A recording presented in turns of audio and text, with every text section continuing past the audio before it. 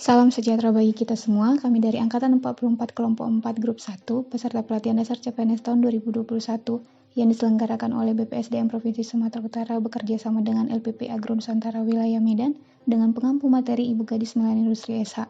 Adapun anggota kelompok kami terdiri dari Roy Gunawan Aritonang, Rizky Reja Tampu Bolon, Sri Intan Grebus Grisinaga, Rido Zizoki Halawa, dan Saat M. Tua Manulang. Pada kesempatan ini, kami akan memaparkan isu kontemporer mengenai COVID-19.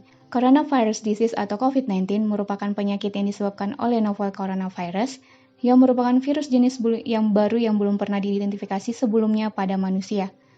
Tanda dan gejala umum infeksi COVID-19 yaitu gangguan pernapasan akut seperti demam, batuk, dan sesak nafas, hingga pada kasus yang berat menyebabkan pneumonia, sindrom pernapasan akut, gagal ginjal, bahkan kematian. Manifestasi klinisnya 2-14 hari, yang mana hingga pada saat ini diyakini bahwa transmisi penularan COVID-19 adalah melalui droplet dan kontak langsung. Bagaimana COVID-19 ditularkan? Orang dengan COVID-19 dapat menularkan tetesan kecil air yang mengandung virus kepada orang lain saat batuk, bersin, atau bernapas. Tetesan kecil atau droplets bisa masuk ke hidung atau mulut dan menyebabkan infeksi. Situasi COVID-19 saat ini di Indonesia, update pada tanggal 28 September 2021 pukul 12 siang, yaitu angka kasus konfirmasi positif COVID telah mencapai 4.211.460 orang, angka kesembuhan mencapai 4.031.099 orang, dan kasus meninggal sebanyak 141.709 orang. Saat ini di dunia, Indonesia telah menempati peringkat 13 dengan angka kasus COVID-19 terbanyak, yaitu mencapai 4.209.403 orang, dengan kasus meninggal yaitu sebanyak 141.585 orang. Saat ini di Kabupaten Hembanga Sundutan, kasus kumulatif COVID-19 update per tanggal 23 September 2021 pukul 16 sore yaitu sebanyak 544 orang dengan kasus meninggal kumulatifnya sebanyak 33 orang. Update vaksinasi COVID-19 di Kabupaten Hembanga Sundutan, dosis pertama telah mencapai persentase 82,95% dari jumlah sasaran 121.449 orang, dan vaksinasi dosis kedua telah mencapai persentase 48,89 orang, yaitu dengan jumlah angka sebanyak 71.581 orang. Saat ini, pemberlakuan pembatasan kegiatan masyarakat di Indonesia di luar Pulau Jawa dan Bali pada tanggal 21 September sampai 4 Oktober, yakni 10 daerah menempati level 4, 105 daerah menempati level 3, 250 daerah menempati level 2, dan 21 daerah menempati level 1. Bagaimana dampak dari COVID-19? Dampak yang ditimbulkan dari COVID-19 ini sangat beragam. Selain dampak kesehatan itu sendiri, dampak lainnya juga terasa dari bidang ekonomi, sosial budaya, hingga ke bidang pendidikan. COVID-19 ini berdampak bagi seluruh kehidupan, tidak terkecuali ASN. Bagi ASN, dampak dari COVID-19 ini diantaranya, yang pertama, mulai diberlakukannya sistem bekerja di rumah atau work from home. Kemudian adanya larangan cuti, ini puncaknya pada tahun 2020. Kemudian yang terakhir yaitu pendapatan berkurang. Ini disebabkan karena pemotongan tunjangan atau THR karena fokus untuk penanganan COVID-19. Kemudian apa saja isu COVID-19 ini? Berdasarkan hasil identifikasi kami, terdapat 3 permasalahan utama, yakni yang pertama, belum optimalnya penyuluhan kepada masyarakat tentang pencegahan dan pengendalian COVID-19. Ini sumber isunya dari pelayanan pabrik dan disertai dengan penyebabnya. Kemudian yang kedua, belum optimalnya pelaksanaan 3T, tracking, testing, dan treatment.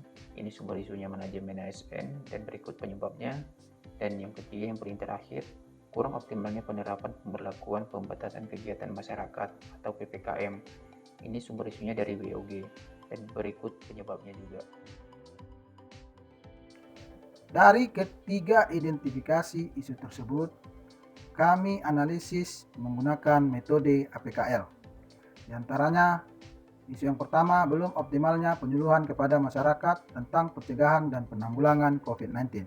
Yang kedua, belum optimalnya pelaksanaan 3T, tracking, testing, and treatment. Yang ketiga, kurang optimalnya penerapan pemberlakuan pembatasan kegiatan masyarakat.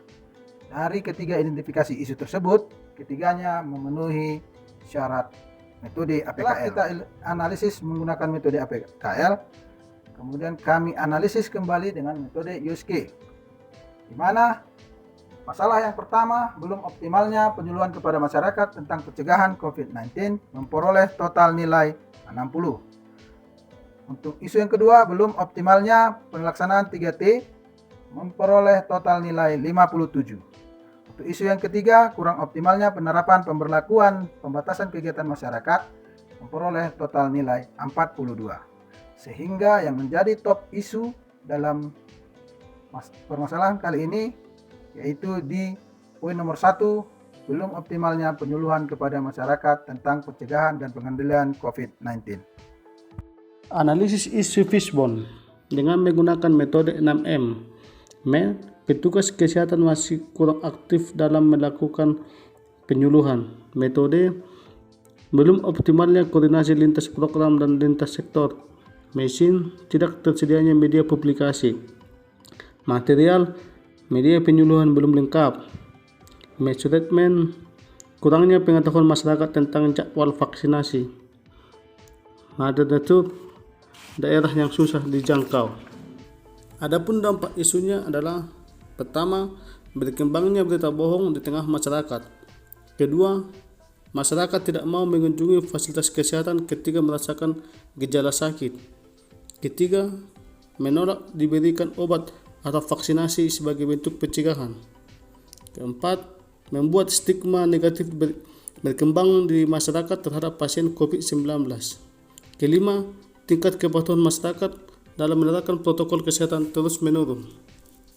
Solusi pemecahan isu: 1. Membuat publikasi secara tertulis lebih masif dan informatif, berisikan tentang pencegahan dan penanggulangan COVID-19 yang aktual di media sosial. 2. Membuat media leaflet berisikan informasi tentang pencegahan dan penanggulangan COVID-19 yang aktual. 3. Membuat kegiatan penyuluhan secara tidak langsung, seperti secara langsung di media sosial, untuk informasi yang lebih mendalam oleh tenaga kesehatan. 4. Melakukan konseling atau penyuluhan perorangan secara tatap muka dengan menjaga protokol kesehatan, bekerjasama dengan pengelola program di puskesmas.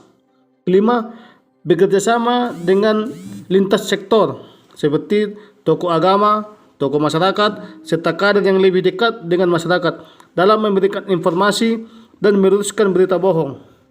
Terima kasih. Demikian presentasi dari kami mengenai isu kontemporer COVID-19. Segala saran ataupun masukan untuk hasil presentasi kami ini dapat kami terima untuk menjalankan perbaikan ke depannya. Sekian dan terima kasih.